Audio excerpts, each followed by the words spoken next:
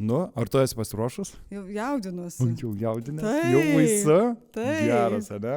Daug dėmesio. Tai sveiki visi, malonu visus matyti mūsų laidoje iš arčiau. Ir šiandieną svečiuose turime Agnę. Labas, Agnė. Labas ryte. Kaip tu laikaisi? Gerai, bet jaudinuosi, turiu pripažinti. Jaudinės. Jaudinuosi, aišku. Čia tas lempas, visokias kameras, baisiai. Lempas, ausinės, mikrofonas, viskas viename. Viskas viename. Taigi, gerbiami žiūrovai, šiandieną bendrausime su Agne. Aš irgi nežinau, kas laukia. Iš tiesų, čia Agnė yra padėjus kažkokiu kortelių ant stalo. Nežinau, kas čia bus dabar. Tai ar man pradėti, ar čia kažkaip mes su tom kortelėm kažkas vyksta? Kažkas vyks. Tai gerai, žodis tau tada. Gerai. Aš jas atsinešiau tam, kad mes truputėlį apšiltume. Okay? Prieš pradedant. Toks trumpas apšilimas bus. Trauki vieną tu, trauki vieną aš, pažiūrim, kas tenai yra, perskaitom klausimą ir atsakom į jį. Tiesiog. Viskas labai paprasta. Tai čia ne Pokemonų kortelės, ne? Ne, tikrai. Ok. Aš tai jau traukiu, tu? Ai, nu gerai. Okay. Na. Nu vis tiek pas mane Pikachu. O, Dieve. Nuklausome tavęs, ar man pradėti? Tu pradėk, nes tu visą laiką užduodi, tiksliau, tie, kas sėdi tenai, visi užduoda klausimus. Visi užduoda klausimus. Ai, tai aš to klausimą klausiu tavęs? Ne, čia tau yra klausimas. Ai, man klausimas, ne? Ok, ar esi ką nors pavogęs? Papasakok daugiau. Eina savo. Atsiprašau. Kodėl tu su manim taip?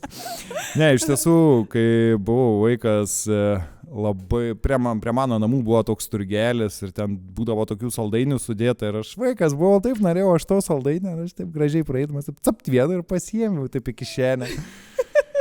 Ir man po to labai graužatis buvo, aš mamai pasakiau, jinai sumokėjo už tuos kelis centus už tą saldainį. Ta vieną saldainį. Taip, ten ta močiutė tokia labai juokės po to ir man po to duodavo tų saldainių tiesiog. Matai, naudą išėjo. Du pasirodo. Ne, bet ne, vokai, ta prasme, ne. Jo, vaikai taip nedaryk. Kas ten pas tave ant to lapelio? Oi, atsidusau, net papasakok savo sapną. Klausau? Klausau. Su sapnais yra toks keistas mano santykis, nes aš dažnai juos labai daug energijos įdedu. Tiksliau, man jie rūpi, man jie įdomus yra ir kai nesapnuoju, tai kaip tik būna labai keista ir labai neįprasta.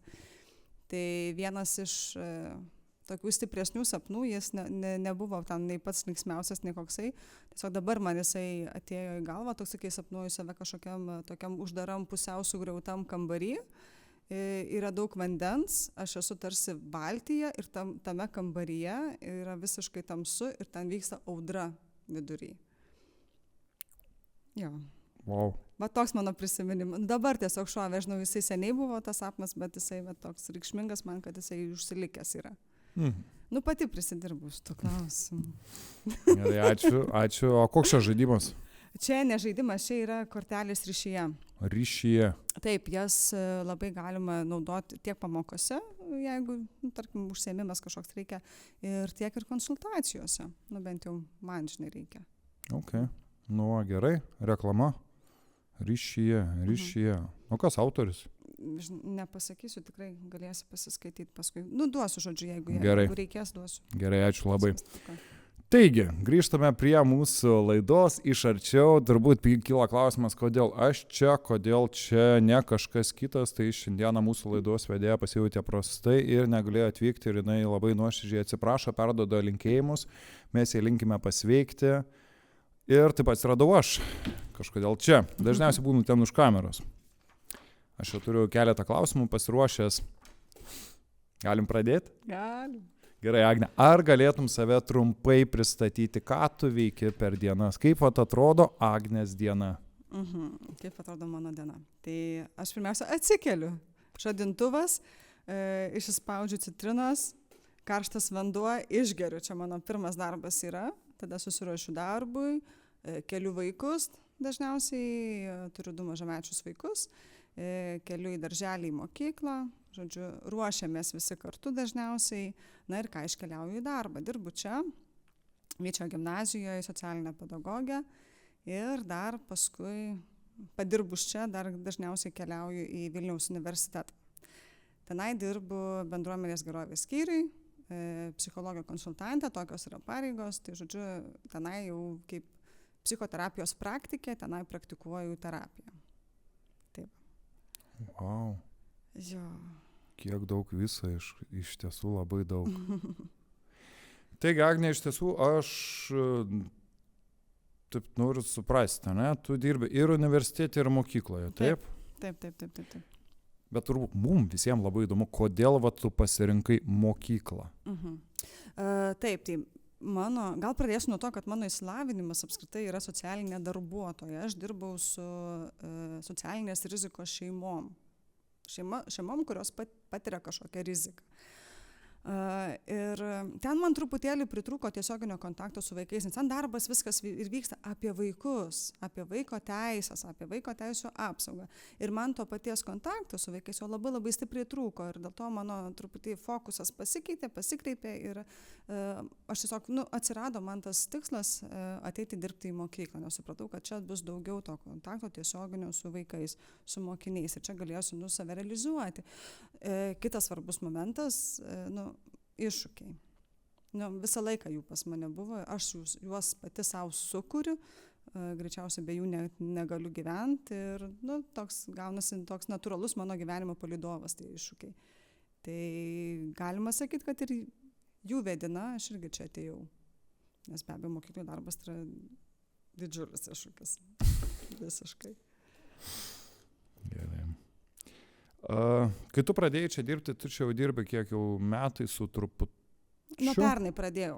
Pernai rugsėjo, ne, pradėjai. Ir iš tiesų, kai tu pradėjai čia dirbti, aš ir straipsnį skaičiau ir mes su tavimi asmeniškai esame kalbėję ir tame straipsnėje parašyta, kad tu turi klausos sutrikimą. Taip, aš turiu klausos sutrikimą. Žinai, labai įdomus momentas. Aš anksčiau sakydavau prieš keletą metų, kad aš neprigirdžiu. Tai reiškia, mano fokusas buvo į tai, ko aš negaliu gerai girdėti. Ir dabar aš jau sakau, jau kuris laikas kitaip, aš turiu klausos sutrikimą. Tarsi aš kažką turėčiau, neturiu, o kažką turiu. Tai dabar aš sakau, aš turiu klausos sutrikimą. Ir jisai vienas yra tų mano iššūkių, kuris yra kiekvieną dieną su manimi, prie kurio aš turiu prisitaikyti.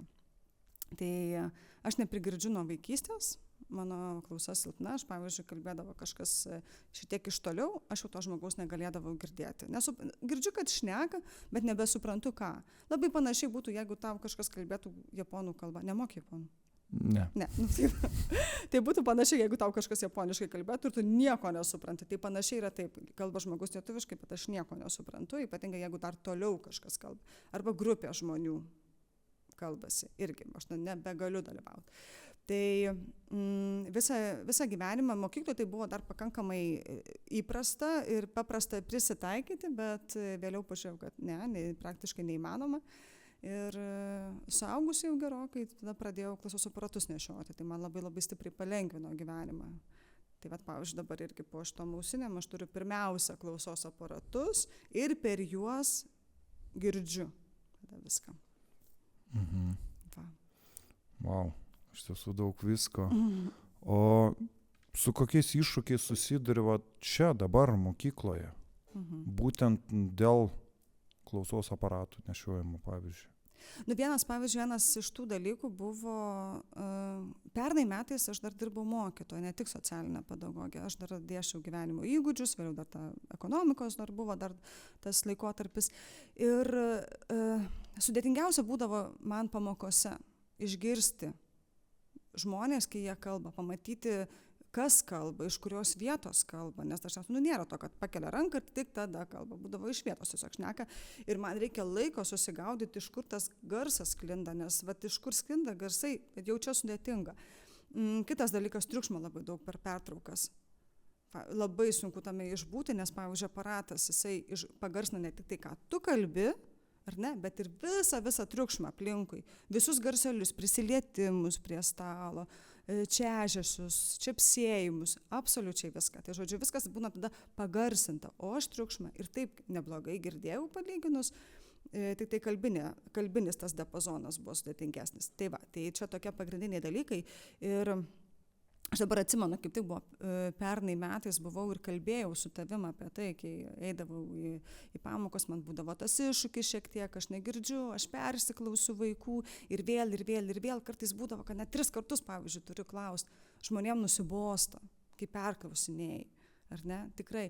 Ir atsimenu, mes tada turėjom su tavim pokalbį, kad, žiūrėk, ar verta man mokykloje pasisakyti, kad aš neprigirdžiu. Ir tu vienareikšmiškai tada turėjai atsakymą, kad, o kodėlgi ne, ar tai tau padės visų pirma. Tai labai teisingas požiūris buvo. Ir aš iš tikrųjų tada ir aiškiai irgi pati supratau, kad tai būtų man pačiai savo pirmiausia pagalba. Ir aš atėjau tada atsimenu į klasę, pamokos pradžioje pasakiau, žiūrėkit, aš turiu sunkumą, aš turiu tokią problemą, kurios negaliu niekaip išspręsti. Aš tiesiog neprigirdžiu ir viskas. Ir man reikia, kad jūs man padėtumėt jūs išgirsti, nes aš noriu jūs išgirsti. Jūs norit būti išgirsti, tai gal kažkaip tame būnam. Tai mano buvo toks būdas, tokį, galima sakyti, per pažeidžiamumą, per leidimą savo atsiskleisti, ar ne, ėjimas tada į kontaktą su žmonėm. Būtent su tai žmonėm, kurie klasėje sėdi. Vieni išgirdo galbūt, kiti galbūt ne, žinai, galbūt kiti net nesuprato, bet galbūt net nežinojo, kad ar klausimą kokį galima užduoti apie tai, žinai, o gal, whatever, žinai. Tai va, tai tokia įdomi, žinai, patirtis, tai dabar netgi jaučiu, kai išnieku, žinok, toks jauduliukas irgi kyla. Nes, tai, žinai, tokie dalykai asmeniški labai yra, aš vėlgi dabar netgi kalbėdama apie tai, aš leidžiu savo eiti į tą pažeidžiamumą ir tame išbūti. Ir tame išbūti gali būti ne visą laiką labai saugus jausmas. Va. Iš tiesų labai turbūt sudėtinga atverti visą tai, ką turi ir pasakyti visiems. Ok. O gal galėtum patarti tada, ką svarbu žinoti žmogui, kuris bendrauja su žmogumi, kuris turi klausos sutrikimą? Ja, čia labai geras klausimas yra, nes mes galim netgi taip nežinoti, kad aplinkoje yra daugiau tokių žmonių, ar ne, gali būti ten, tarkim, aparatus gali ir plaukai paslėpti, jie nesimato, kažkas galvodavo, kaip aš ten su laisvų rankų įranga esu tiesiog ir panašiai, žinai, tai tokių niuansų yra. Tai, sakykime, gairės arba patarimai tai galėtų galioti visiems. Vienas pagrindinių dalykų - tiesiog neužsidenk burnos, kai kalbu. Nežinau, girdisi, nesigirdi tau, pavyzdžiui, kažkiek girdisi greičiausiai. Aha, tai va, lygiai taip pat ir man, jeigu žmogus užsidengia burną visiškai, aš tai jo nebegirdžiu, nes nematau, nes esu išmokusi skaityti iš lūpų. Tai būna, aišku, čia toks mano hintas, dalykas, kurį turi, aš galiu negirdėti iš tolo, matau, ką šneka jau, pavyzdžiui. Tai va, tai vienas dalykas - neuždengti burnos. Antras dalykas, kalbant, žiūrėti į veidą. Tarkim, man žiūrėti į veidą, kai tu kalbi, ne šitaip, ne žemyn kažkur ir jokiais būdais neužsukus nugaros.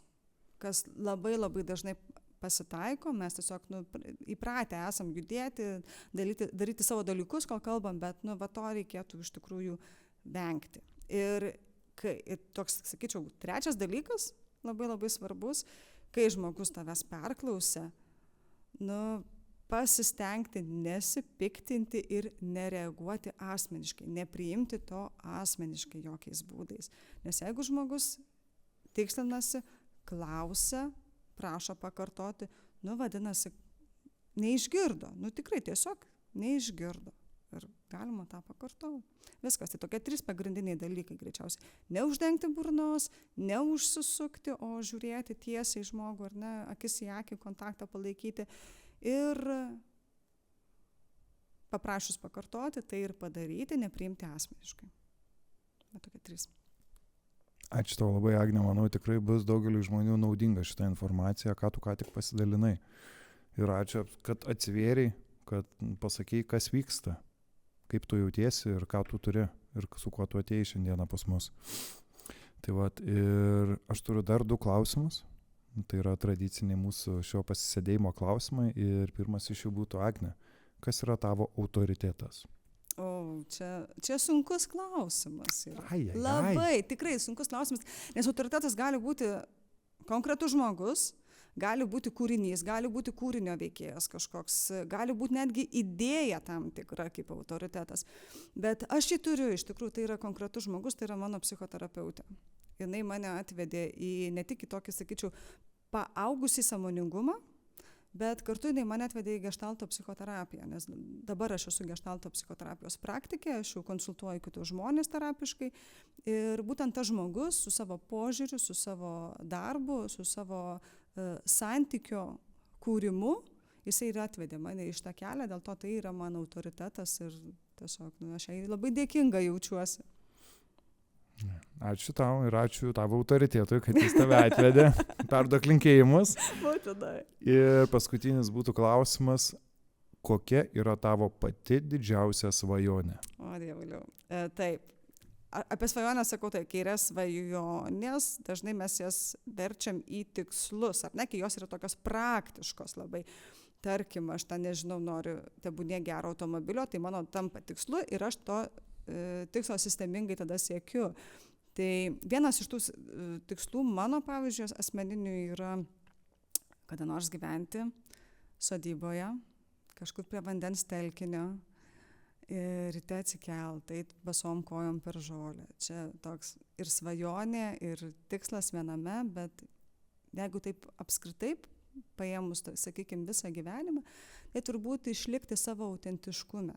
Tai yra ir siekinys, ir viso gyvenimo turbūt ir svajonė kartu, kad tai niekur nepabėgtų.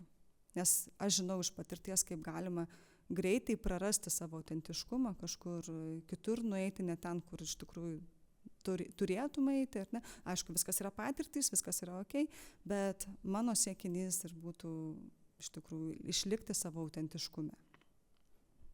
Ačiū tau labai, Agne. Ačiū, kad pasikvietėte. Čia buvo mano paskutinis klausimas. Nu, ne, aš tave kviečiau, tave kvietė mūsų vaikai, mokiniai.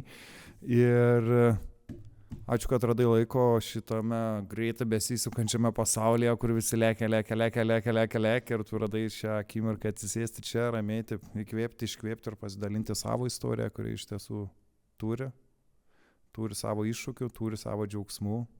Ir man atrodo, mes visi galime pasidžiaugti, kad mes turime tave, kad tu atėjai pas mus čia, į mūsų mokyklą. Tai ačiū tau. Ir ačiū visiems žiūrovams, kurie žiūrėjote. Ir susitiksime tuomet už savaitės su kitu svečiu. Ir primenu, kad žmonės, kurie nori dalyvauti, jie drąsiai gali ateiti pas mane. Mes galime pasikalbėti ir jūs būsite Agnės vietoje. Ačiū tau. Ačiū visiems. Ačiū, Agne. Ir geros dienos. Ačiū visiems. Pamailuok, Agne. Iki. Ate.